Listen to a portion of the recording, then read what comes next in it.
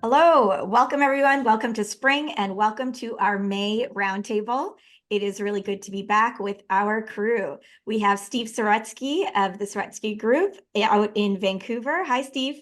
Good to be back on. Sorry I didn't dress up. I look like a schmuck here today, John. I'm a little overdressed, maybe. John, overdressed? Absolutely. Never. John's reporting in. John Pasalis of Velocity Realty from Toronto. Hello again. And let's Hey, be honest, John. this is how I always dress. Let's be honest. I'm Even on also Sunday. I'm also in slightly new environs. I'm floating somewhere north of Toronto, helping a relative in the suburbs here. So welcome, everyone. All right, we are going to get started. Why don't we kick off? We see a beautiful view behind you, Steve. Talk about the Vancouver market. Is it as sunny as what we're seeing outside Yeah, no, your this is window? the real weather behind me. It's finally starting to make a turn here. Just like the market actually. Feels like we're turning lower. Activity's kind of starting to fizzle out a bit. But I would say I think it's been kind of the theme of the last couple shows that we've done. It's a very segmented market. So, again, we're so used to just saying, oh, the market's going in this direction and everything kind of follows. And so what we're seeing is like entry level houses again, just still in short demand, or sorry, high demand, short supply. That missing middle sort of narrative continues to sort of play out. What we're seeing is fewer multiple offers on these houses, but like still multiple offers. Prices aren't really getting bid up per se, but again, every entry level house basically sells in a week. Now you flip the script, and you go to the condo market, particularly in the city here, downtown, tough sell. Inventory's building, and obviously the investor demand is non-existent, and you're just seeing, I think, net new supply being added to the market. Takes longer to sell. As it takes longer to sell, the inventory builds, and I think we're seeing some downwards pressure on prices there. So two very, very different markets for sure. All right, John, you were recently writing about a spring chill in Toronto. The weather is starting to tick up, but what's the market doing? Yeah, many very similar trends. I mean, it's kind of interesting again with these shows to hear very parallel trends, between Toronto, Vancouver. The housing market, so low-rise homes, um, sales are soft. Like sales are probably like 35% below what they historically are for April. New listings are or active listings are pretty typical. So it's slower, but it's kind of like what Steve said. It's like homes are still selling. That's kind of the weird dynamic. Like it is cooled since a couple months ago, but starter homes are selling. Even higher end homes are selling in a week if they're priced well. And like Steve said, the difference is even though we're seeing multiple offers on, especially on starter homes, the pricing's not aggressive. Like it's not like 2 years ago where people were throwing money at homes like cash was burning a hole in their freaking pocket and they're throwing tens of thousands of dollars at stuff. Like that's not happening. So getting bidding wars, but the prices are constrained. Like and in some cases, quite honestly, I've looked at properties, our clients didn't bid on them, but like the sale prices would be less than what I would have expected, for that particular home, given the condition. And and again, I think part of this is just that buyer spending is constrained by high rates. So people are going to the table with less room to kind of bid up prices. So that's the low rise market. And a lot like Steve said, the condo market here, even though sales are softer than normal, the bigger issue is that active listings are like 50% higher than what they normally are. A lot of that is investors probably exiting. I mean, I haven't quantified it or looked at it, but just anecdotally. And not so much because of the capital gain, but I think part of it is just, the numbers for rental condos are harder to make sense when you're paying 5+% on your mortgage rate. Condo rents are falling, and condo prices aren't increasing. So it's kind of hard to kind of justify some of these things. And maybe that's the one difference with Toronto, that we're not seeing much downward pressure on home prices or condo prices yet. They're kind of relatively stable.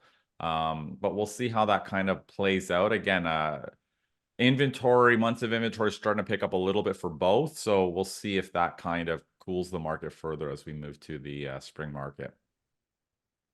I was talking to someone we're in the industry, and as they were explaining the kind of mood of their clients, and I was thinking it's kind of like that first spring collection in the stores. Like, what happens if you go to the stores, you don't like the new trend, and in this case of this real estate market, there's just not a lot of product on offer, right? Yeah. So you keep looking at these houses that you're not even crazy about, that you have to pay top dollar for, and a high interest rate on. Yeah, you know what it Right? is? Because there's no sales yet. Exactly. And I think the thing is, and this is the one takeaway when I look at the data, like especially for the low rise market, you know, the one thing we hear a lot is there's nothing to look at. You know, if you talk to a lot of buyers, there's like not a lot of inventory.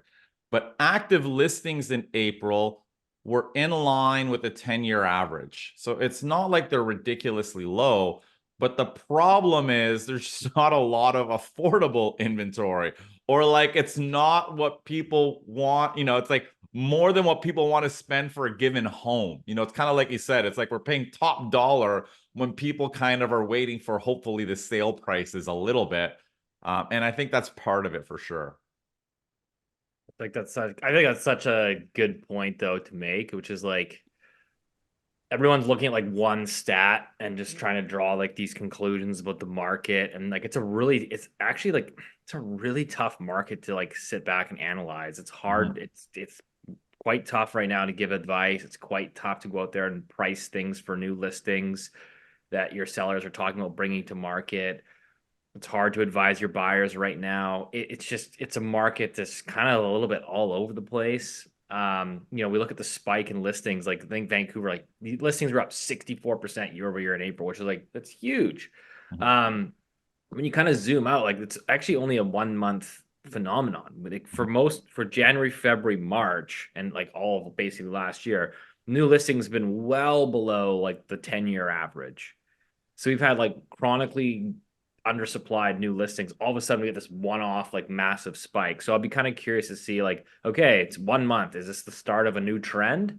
Or is this just like a 1 month, 2 month spike and it kind of subsides again? I think it's gonna be really interesting. I mean, I think there's a higher probability that the spike in listings could be sustained for example, in the condo market, where maybe we're starting to see investors finally capitulate and put listings onto the market. But I'm curious of Vancouver, how much of that spike is because new listings are actually at historically high levels versus last year they were at 20-year lows? And I think at least in Toronto, I think part of the narrative of this big increase is that, and again, I can't remember off the top of my head what April of 2023 was like, but I remember like the start of last year, and I remember this on our show, we were talking about like new listings being at 20-year lows. And that's partly why the market was so competitive. So I think at least in Toronto, part of this big increase in new listings isn't that they're like at a crazy high level, at least not for houses, it's that last year was insanely low.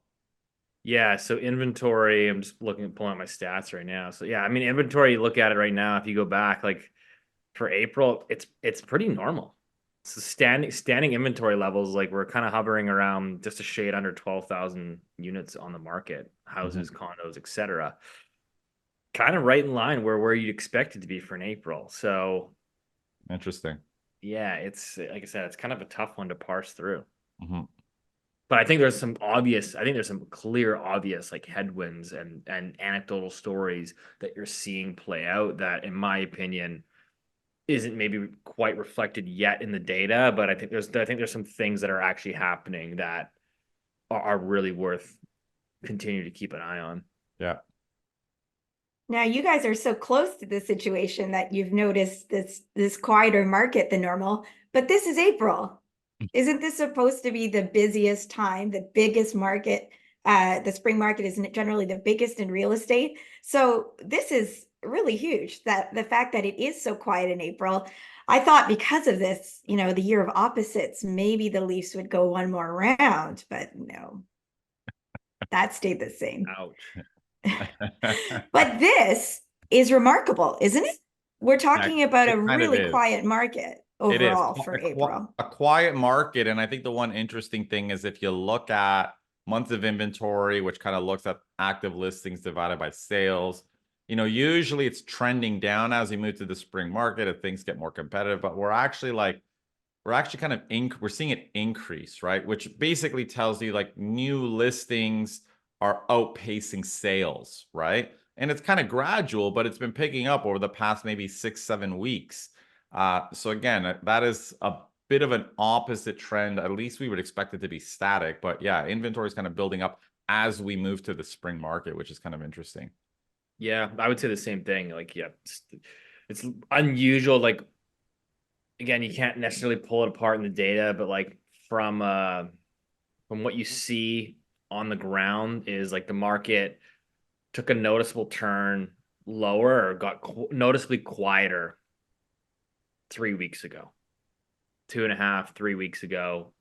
And which for it to kind of turn and like really slow down in like mid-April is pretty unusual, right? Like usually you're in the thick of the spring market. It's active. You're going into May. May's another good part of the spring selling season. And then usually as you kind of hit June, activity starts to taper off as you get into the summer selling season, which is typically quite a bit quieter. So for it to kind of start to kind of roll over in mid-April, in my opinion, is probably telling us something.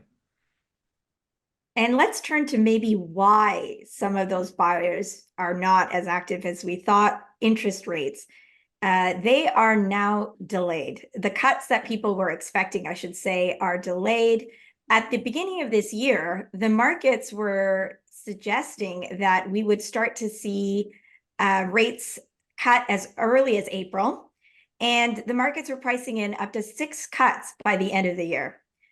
Now we haven't seen any cuts so far, and some are now suggesting that there will be no rate cut in June. Very different scenario from expectations.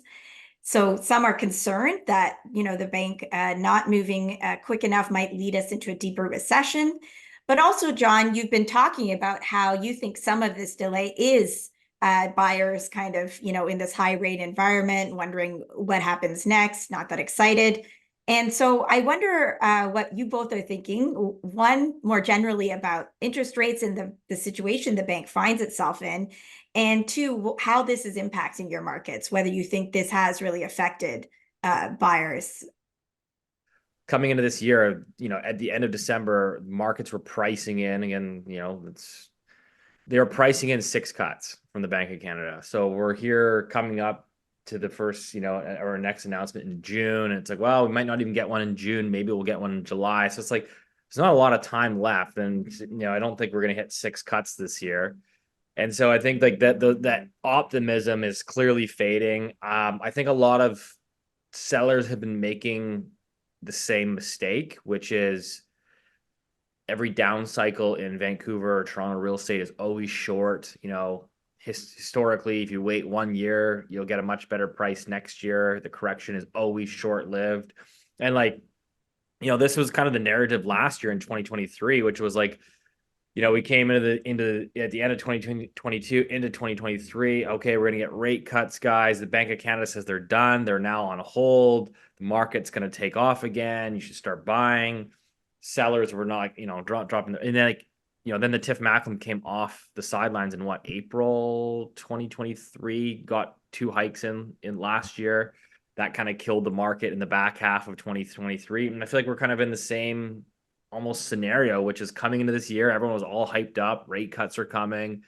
And again, here we are almost halfway through the year. And those expectations are fading again. And I'm still hearing the same thing from people, from some sellers, which is, oh, I don't like this price that I'm being offered. Maybe I'll just wait. I'll put it on the rental market and I'll try again next year because rate cuts are coming and the housing market it has to take off, right? That's seriously, that's a very, very frequent conversation. It's kind of funny how the rate cut sentiment and narrative kind of differs slightly between buyers and sellers. Like buyers were hoping for it because it'll make homes more affordable. I could finally buy a home. My mortgage rate will be lower, right? Whereas the sellers were like, it's just going to drive up house prices. I'm going to get 50,000 more the second the Bank of Canada cuts rates, right? And of course, like that formula was not in the buyer's sentiment. The buyer's just thinking about their mortgage payment being lower. But I agree with you. I think it is really chilled sentiment. I do see the same thing with sellers, like just hanging on. But I think that's one vulnerability in the market. Like if we are gonna see higher rates for longer, which is very possible, right? That we're not seeing any massive cuts next, like, we'll obviously see cuts, but like we're gonna be in the fours next year. It's going to be harder for some, like we're probably going to see flat prices for a while or not a lot of upward pressure.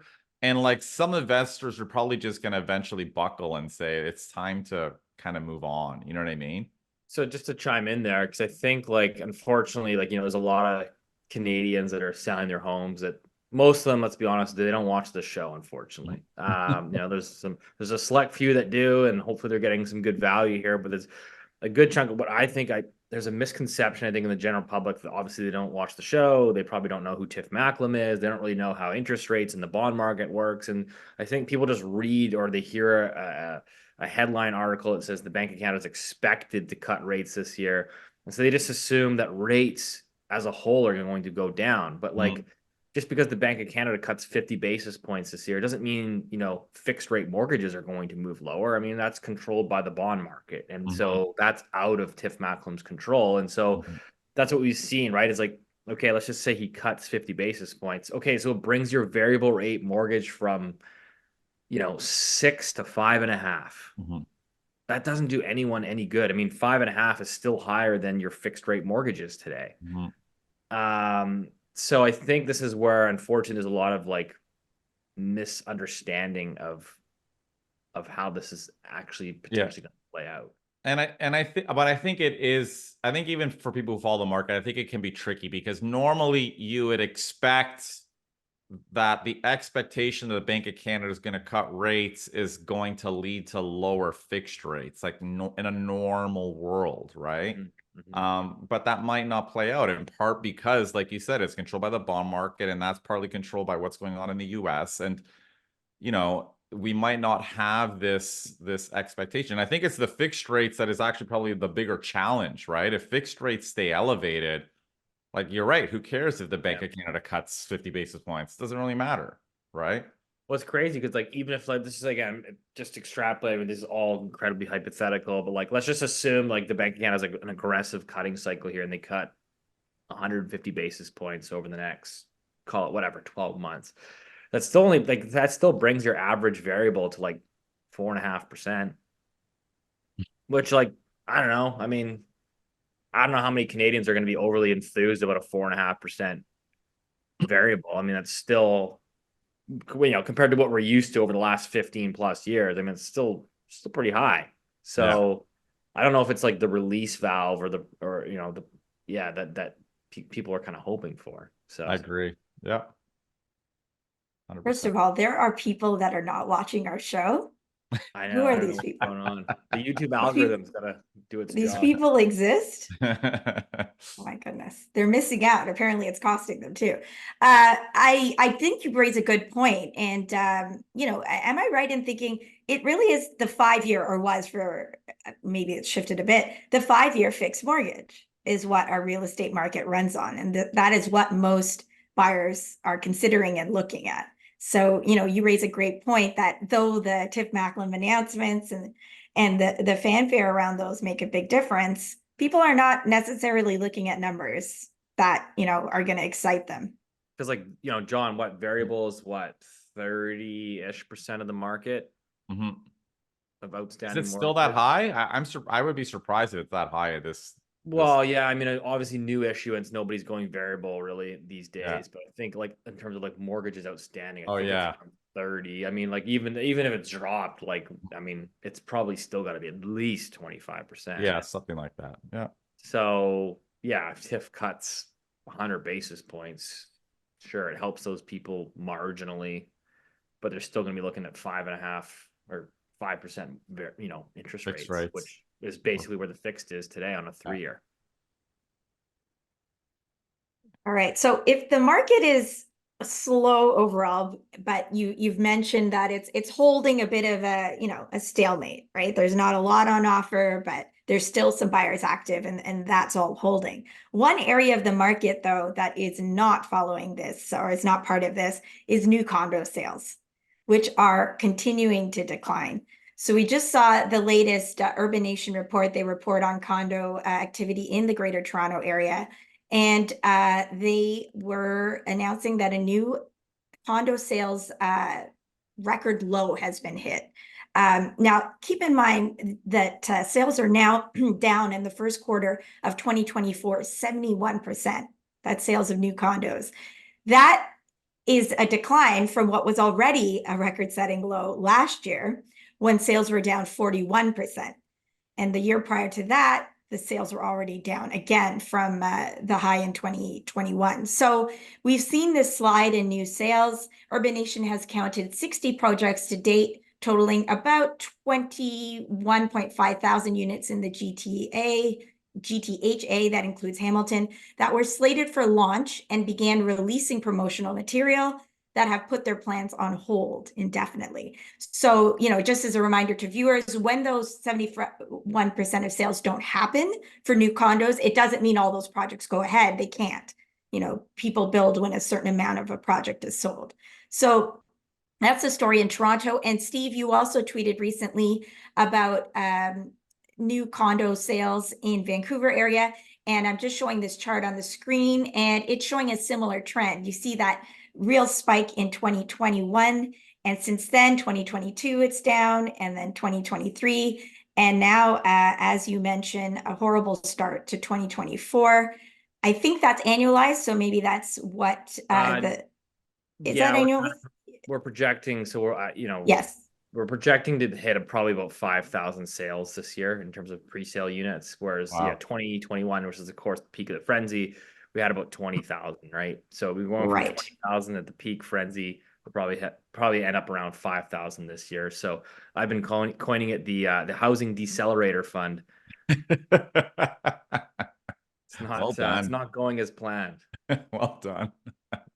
But I mean, John, you and I've seen obviously a lot of your tweets there and everything. I think people initially think, oh my God, this is going to be the supply crunch. I think we're going to be well supplied here, at least in the condo market for the next couple of years. But this will probably be a problem. I think this sows the seeds kind of for the next crisis 5, 6, 7 years from now.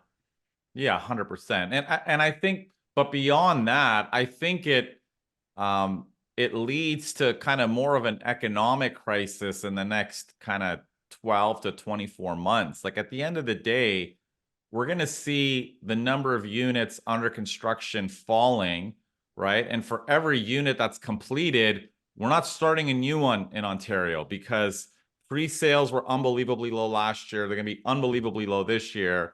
And of course, pre-sales lead starts. So if we're not selling pre-construction units, we're not starting new projects. So when construction starts to decline, you're going to see job losses. Like at the end of the day, if we went from building 100,000 units a year now in Toronto, in the GTA, and that drops to 70,000, which is probably going to happen in the next year, I mean, that's 30,000 fewer units under construction. That's obviously going to impact the construction industry.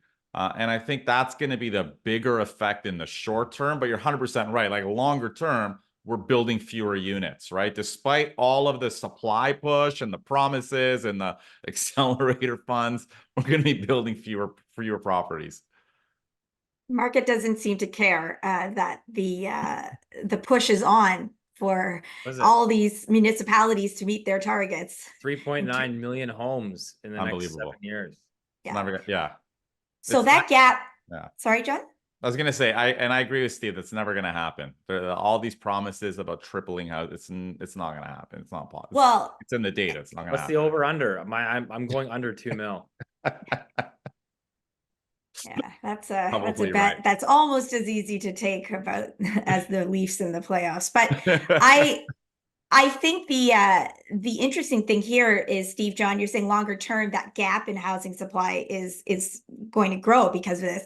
The interesting thing is a lot of these new sales were kind of counted on, even in the projections for how many additional Oh, houses yeah. we need. Yeah, So 100%. I don't see any government, and not Ford's, not Trudeau, saying, oh, by the way, we're going to adjust, we need even more houses because we missed last year. That's not happening. Yeah. So keep in mind, these are two different things. One is trying to hit a target on top of what they expect, but what they expect to happen is not happening because the market, doesn't, Exactly. necessarily care. But let's dig in a little bit into this new sale market. I'm going to put Steve's chart back up here. And all the bars are they're different colors, but they all represent new condo sales, just different types. And while the magnitude of the condo markets are different in Toronto and Vancouver, this decline we've seen since 2021 is similar. Now, I should say 2021 also saw a record peak, or a near-term record peak.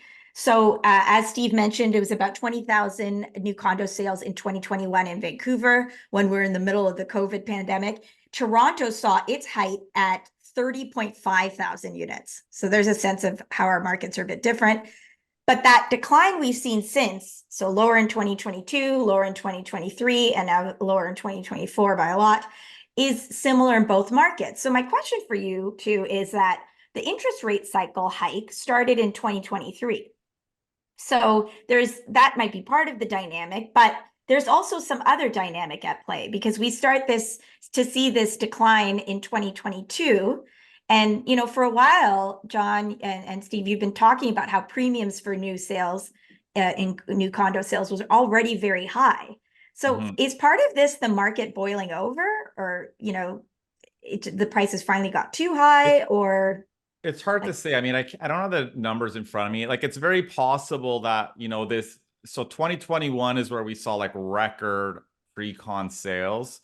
Very possible that units that were planning to launch in 2022 pulled their launches early. Like, that happens sometimes. Like, when you see a hysteria in the market and like condo projects selling out in hours, usually people want to be part of that. So it's very possible that some of that, what would have normally launched in early 22 projects got pulled into 2021, right?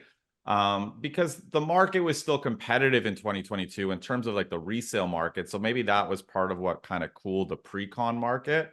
But I do think I think the big factor is definitely just a shift in sentiment, confidence, and interest rates. Like, at the end of the day, it's hard to buy pre-con condos paying 30 to 40% above resale at today's interest rates. And I think there's just not the confidence that the resale market is going to catch up to the pre-con market, right? At the end of the day, for those numbers to work, for you to pay 30 to 40% above resale, that means the resale market has to be increasing at close to 10% per year in order for your pre-con investment to make sense, or April, whatever it is.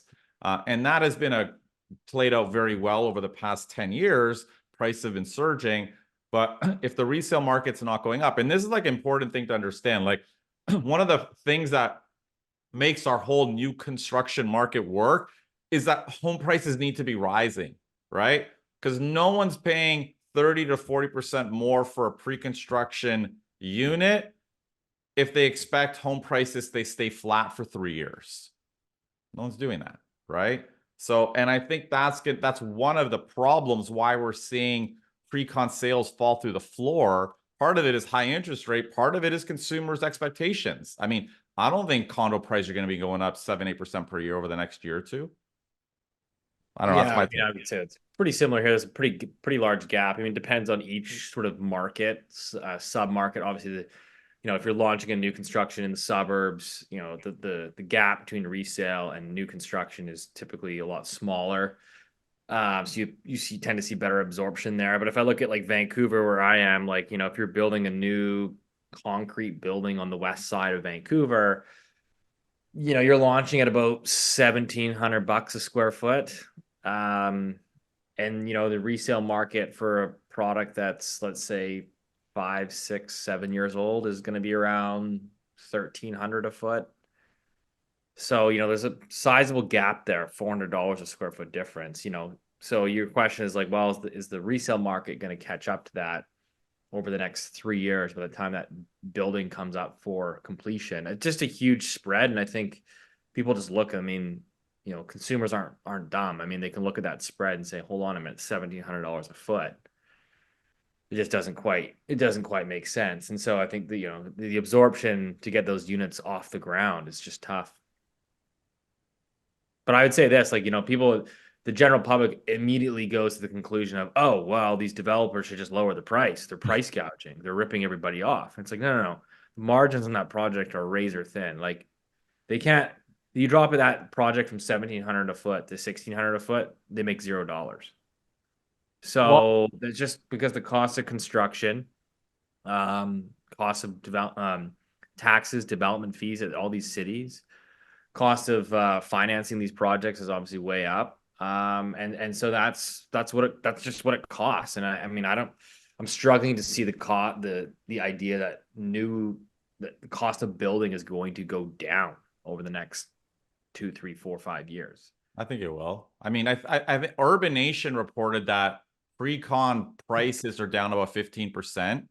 Not pre-con prices, but like, the construction cost, the prices that developers are selling. Is that what you're talking about? no, it's not more like what is the cost of the developer to build these units? Like, is that going to go materially lower? I mean, I think you'll see some discounting from some of these construction trades companies that say, hey, listen, we're kind of hurting for work here. Yeah, Our quote was whatever it was, you know, 5 million. We'll do it now for whatever, 4.5. Like, I think you'll see some discounting there, but I mean, the cost to build it's obscene, and I don't know how much if it's going to change in material fashion, basically. Yeah, you're right. It's not going to be a huge difference, but you're right. I think we'll probably see some discounting if labor markets kind of loosen up a little bit.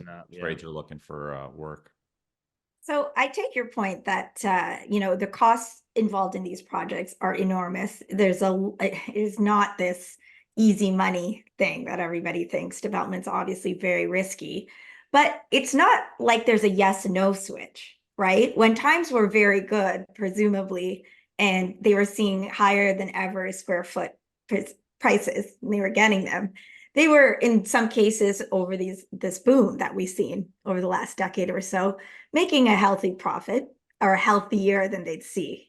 And so I do wonder if we end up in this new normal, will some builders, because they're still in the business of building, you would think, have to try and say, okay, we'll go ahead with a slightly lower price. Like John was saying, there is some decline in condo prices. Or do we just see them holding off and waiting until, you know, like sometimes I do wonder, there is a choice, of course, of not being able to go ahead. You just haven't sold enough and you have all these costs. But there's also got to be a little bit of thinking like, I want to launch in the best environment possible versus slightly less good. And I'm wondering how much shift is involved in there, right? Because presumably, if you could move up a launch in 2021, because the market's great, then there's a little bit of a shift move there, right? I mean, some builders are going to drop prices to move inventory, but the overriding trend is that in sluggish markets, new construction builders don't drop their prices that much. Like generally, they'd rather just not build and wait, you know, and that's like, again, part of this misconception people have with like the supply side argument that they think builders just want to build to lower prices. And no, builders are just going to hold inventory until they get the price they want, and they're just not going to launch. And we actually saw this in the low rise market in Toronto when the prices collapsed in 2017. Basically, no one sold or bought kind of low rise homes because the builders wanted the peak prices. They didn't want the 20% decline. So they just didn't sell anything until the market caught up again. And that is generally what most builders do. Now that's, you know, again, the big builders. If you're a small builder, you have a small project, you bought something like an infill development, you're selling, very different. But most big builders are kind of do that. What happens is they end up oversupplying it because they get in over their skis during the boom times, right? Like I'll think about all the pre-sale launches in 2021 that we just talked about. those units are now all under construction. So there's I would argue, I don't say too much in the pipeline, but there's a lot in the pipeline that's going to be completing at a time when the condo resale market is already soft. And, as we talked about, already has a good chunk of resale inventory that's building. And so that's how I think you get, the oversupply. It's not that the developer is willingly and targeting lower prices. They don't really want lower prices, but they ended up, you build too much during the good times and then you get the hangover. And that actually leads me, Steve, it's a good point, and leads me to the next part of the condo story, which is completions. So, in Toronto, we see that 2024 is set to be a record year for completions. 27,000 units expected by the end of this year to be completed, 18,000 units in the first half alone. Now, interest rates are way higher than they were when a lot of these buyers bought. Rents are declining. We're seeing a spike in condo listings this month. As you both said, we don't know how long a trend this will be. But others are asking, I'm also starting to wonder, are buyers going to be able to close on all these new completing condos? And investors, are they going to want to stay in the market with all this product coming in and rents falling? So will we see more condo listings? Are we going to start to see a bit of a sell-off, I guess? I think it's possible. I mean, whether they close or not, is a separate issue. That has to do with, I think Steve had talked about it, that banks are basically working with pre-con buyers and appraising their properties at what they paid for them, not what they're worth. And that's really just about avoiding basically power of sales and projects defaulting and having issues, right? But that issue aside, yeah, 100%. You might get some investors who just wants to sell and move out, like we talked about. If you have a ton of rental listings hitting the market, which is what we're going to have, like most of these pre-con projects were rentals, okay, are basically bought by investors. You have a couple of forces working against it. Number one, you have a ton of completions in the pipeline. You have a softening economy, and you have a government now that doesn't want a population growing by 1.2 million per year. They want us growing by 300,000, right? And the big decline in that is going to be non-permanent residents. And that's actually very important. It's not immigration's falling, okay? Immigration's still 500,000 people per year.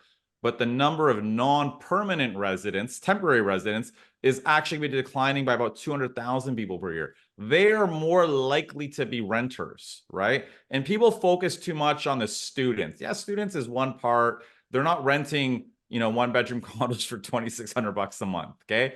But there are other non-permanent residents, not all students. So this decline is going to take pressure off of rent growth, whether rents stay flat or decline. Basically, it's going to cool the demand a little bit, right?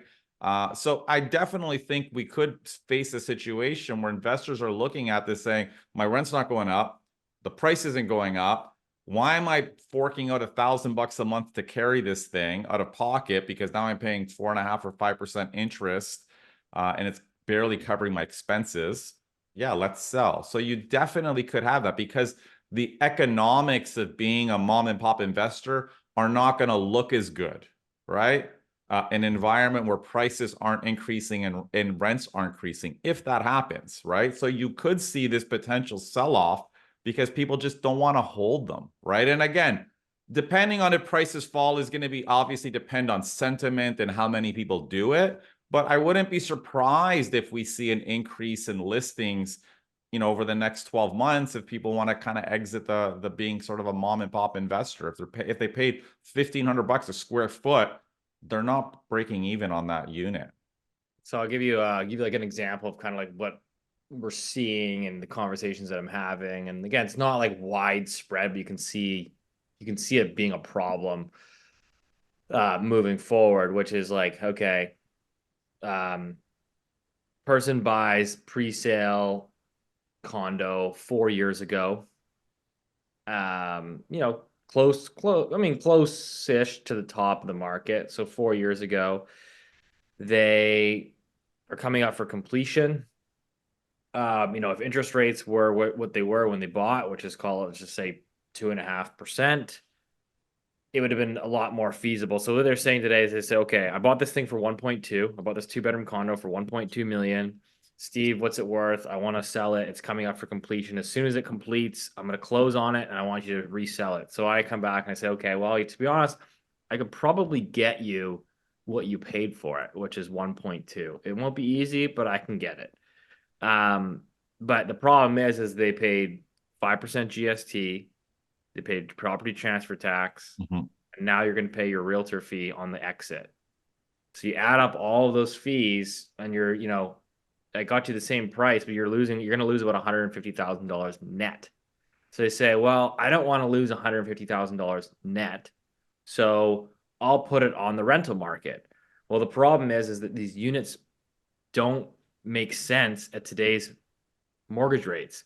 At 5% mortgage rate, we calculated on this one example, the guy was going to be losing $1,200 a month negative cash flow.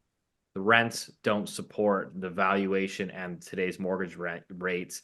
So, it was like, what are you going to do? Do you want to lose $150,000 today, or do you want to bleed $1,200 a month? And for how long, right? Because, I don't know, maybe 18 months from now, you're saying, you know what, I'm tired of losing $1,200 a month. I don't know, maybe the price is still 1.2 in 18 months. Maybe it's lower. So there's going to be some really tough decisions that have to be made. I think there's a lot of people, I think, making some bad decisions based on our conversations. But yeah, we'll see. We'll see how it shapes up. Yeah, and I think that's a very classic example. And I think it's important to remember that in a good environment, in an environment where prices are rising, home prices are rising, everyone can justify bleeding $1,200 a month in cash flow. Or but even at the old rates, John, it would have been like 500 and 400. Oh, yeah, at 2.5% interest rates. You're right. Yeah. But even that aside, even interest at 2.5%, you're paying what, 50% towards principal. So there's a mental gymnastics that you can kind of rationalize it. Yeah. But even at higher rates and at $1,200 a month negative cash flow, if your principal residence is going up in value and your condo unit's going up in value, even modestly, people can rationalize that, right? It's harder to rationalize when your condo's not going up, the home you live in is not going up in value, and you're faced obviously with higher living expenses, just everything's more expensive and more challenging financially for most people. It's harder to justify that. Like, not everyone can even afford to be short $1,200 a month on it. So yeah, and I think that could tip what's happening in the market.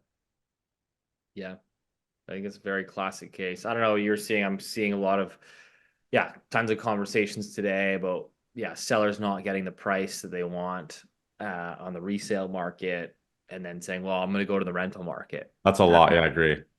I'm going to rent it out for 12 months and hope, because I heard rates are coming down. I'm going to hope I'm going to get a better price 12 months from now. And so, like I said, and this is coming at a time when, like, John, you're seeing, we don't have the data for Vancouver, but like rents have clearly in Vancouver have plateaued. Toronto, they're going down.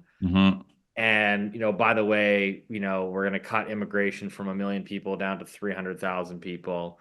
And by the way, there's a record number of units coming for completion over the next 1 to 2 years. You add up all those, and like people are really hoping for a scenario that I think has a low probability. Yeah, I agree. And they're not factoring in, and I talk about this with investors, but some of them just don't want to listen or don't care that, you can rent it for a year, but like selling that condo tenanted in a year is brutal. It's brutal. That's what I said. Like, you're like reading my mind. Yeah, like if they're living there and they don't want to move out, you could very well sell it for 5 to 10% less than what it's worth because it's tenanted. Because 100%. Most people don't want to buy a tenanted property, right? So I feel like I've been like banging my head against the wall trying to explain this to people, because like I was like, so let me get this straight. You're gonna bleed $500 a month negative cash flow, hoping that you're gonna get a better price next year after I've explained everything to you. and then you're going to ask me to sell it for a better price with a tenant in it. That's going to be hard to show because they're Yeah. just not very cooperative. It's probably going to be messy because it's not their place. They don't really care. And so you're making my job way harder and you're expecting top dollar. Like we know statistically speaking, like investment properties tend to sell at a discount for that very reason. It's not vacant, staged, Mhm. clean.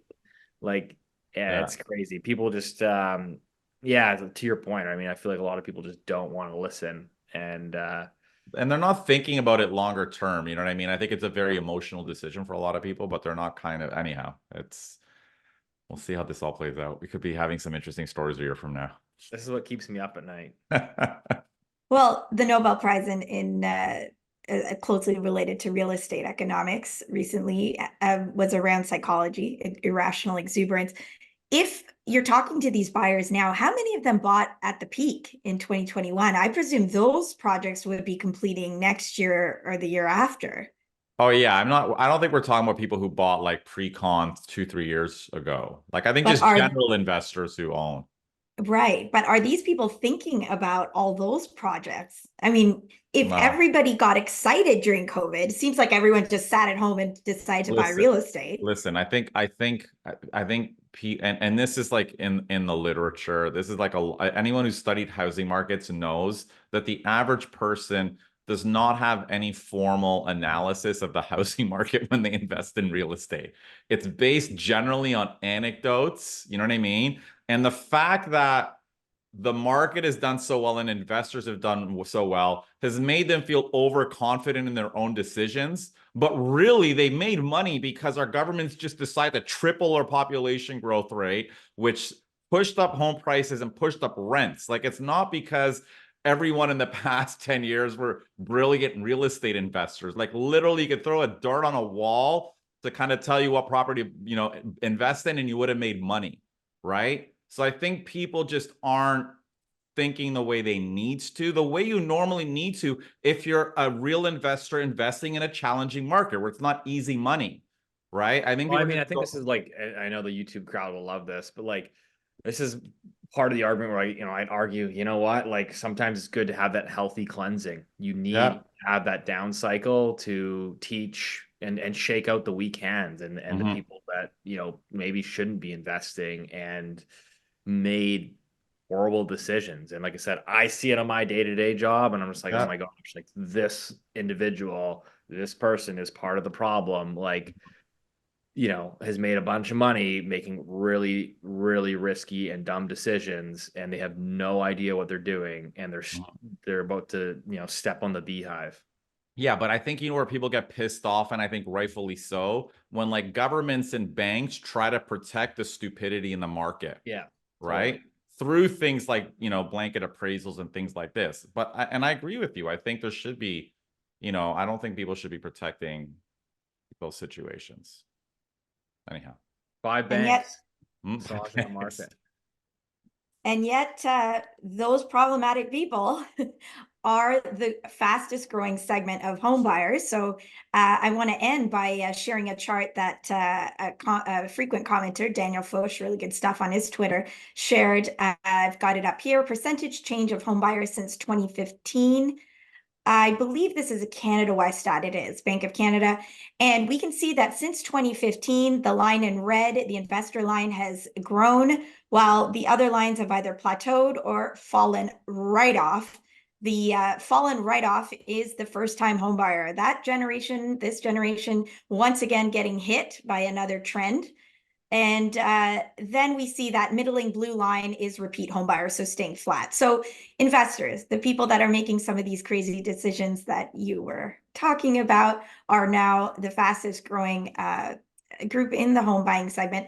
Now, if they are growing, and we see some of these rides, right, in the condo market, we're seeing a spike during COVID.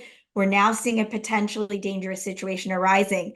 Does Canada having more dependency on investors for its real estate market mean that we are on our way to transitioning to becoming a more volatile real estate market than we've been used to? Is this something Yeah, that we need to think about very seriously?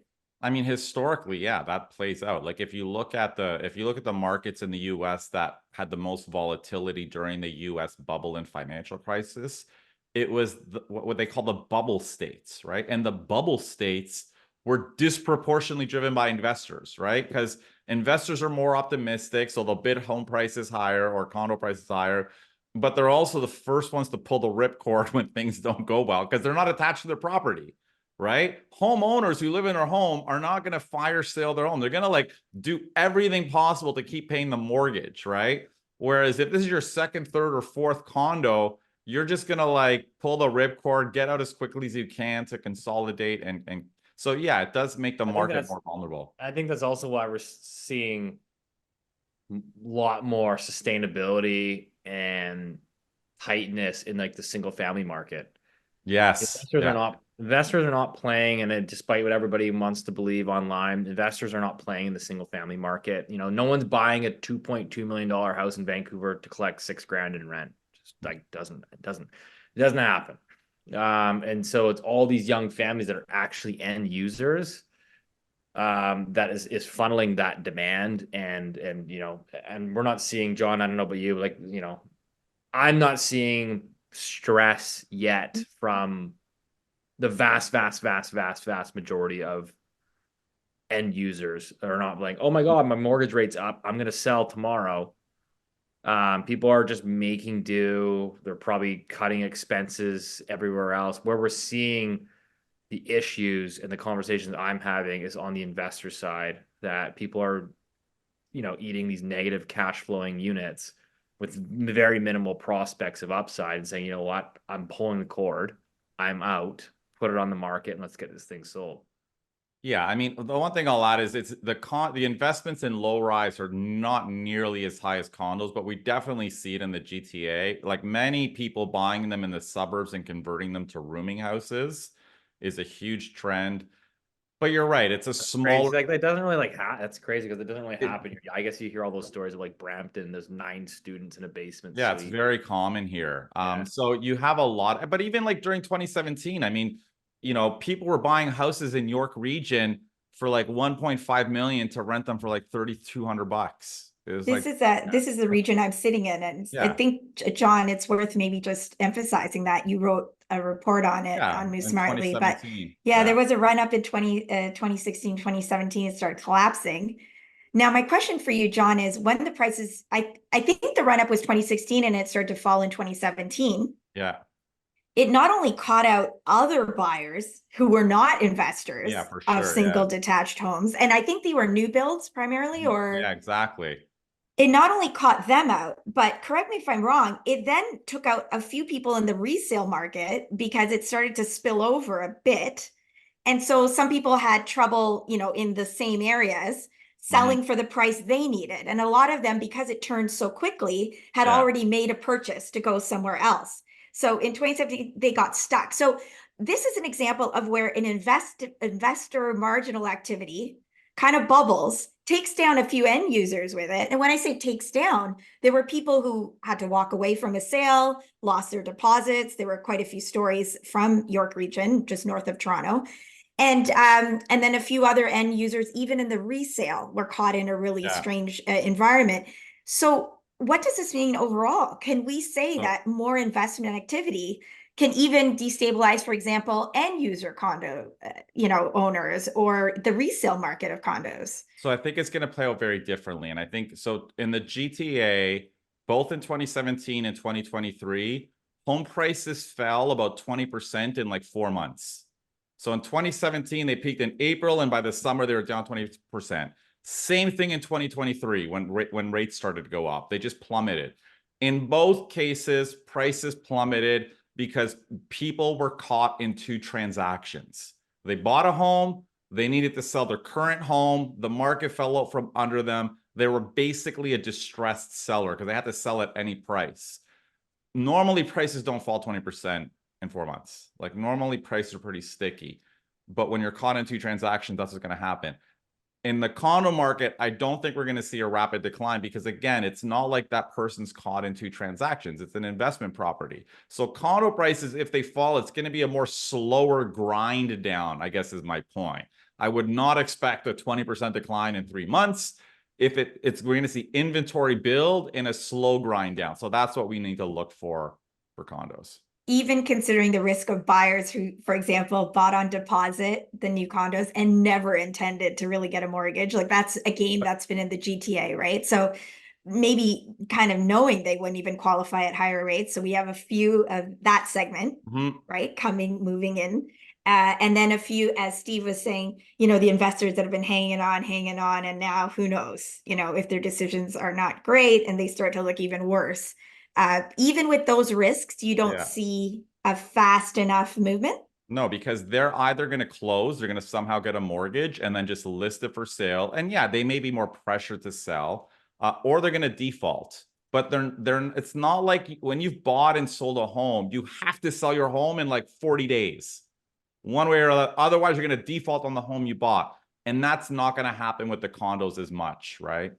Yeah. So there's a really interesting like case study right now in a building downtown. I won't mention the building's name, but they sold pretty much very close to the peak back in like I think this one's pre-sold in 2016, end of 2016 and early 2017. So not quite the peak, but really close to the peak. And they sold, it's a luxury high rise. It was sold predominantly offshore. And it sold for a blended average about $2,500 a foot. Yeah, some crazy numbers. And since it completed last summer, there's been like 40 units that have hit the market, the MLS. And there's only been like one sale of the 40. In like the last basically almost 12 months since it completed. I think one, maybe two sales. Wow. But everyone in that building is like basically like these like investors, a lot of them foreign. You'll see the pricing, they're willing to take a little loss. So they're willing to lose like, $100,000. But like to move that unit, like you're gonna have to lose like $500,000. So they're just not willing to cut the cord yet and say, oh, I can't take $500,000. I'll take 100, 150, maybe 200K loss, but I ain't taking $500,000. And so these units are literally just sitting there. They're just dead inventory that just sits on the MLS. And that's usually what happens until the sellers start to break and they just need to move on, right? So that's interesting. Which is crazy, and I don't know how that's going to play out. Like City of Vancouver, right? You got an empty homes tax. Mm-hmm. You got the BC government's, we call it speculation tax, which is basically an additional empty homes tax. I mean, you got the federal government's empty homes thing too. So I don't know.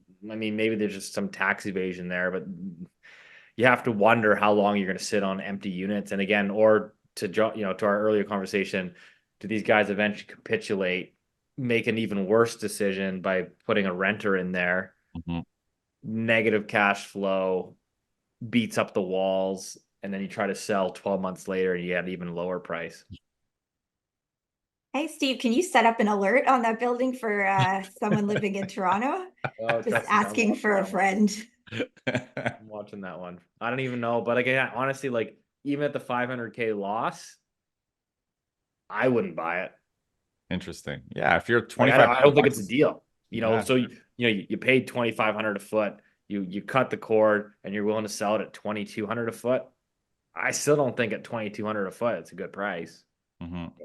Interesting. John knows my favorite message to my broker is, I want an alert on every single penthouse that looks like it might start to fall. And when I say fall, I want real fall. All right, that's Dreamland. That is what I guess we need to keep track of. So next month, I think is going to be really interesting to look at a lot of these numbers again, see the new sales to uptick, see the new construction resale numbers. So it looks like it'll be a very interesting month numbers wise, even if from what I'm hearing, it feels a little bit slow on the ground. Mm-hmm. Yeah, exactly. All right. Well, thank you so much. Really enjoyed the discussion. Thank you to all our viewers and listeners. You can again follow John on Twitter, X Twitter at John Pasalis. You can follow Steve at Steve Soretsky. Our show is at Move Smartly. And thank you again for watching. And we'll talk to you all next week, next month, I should say.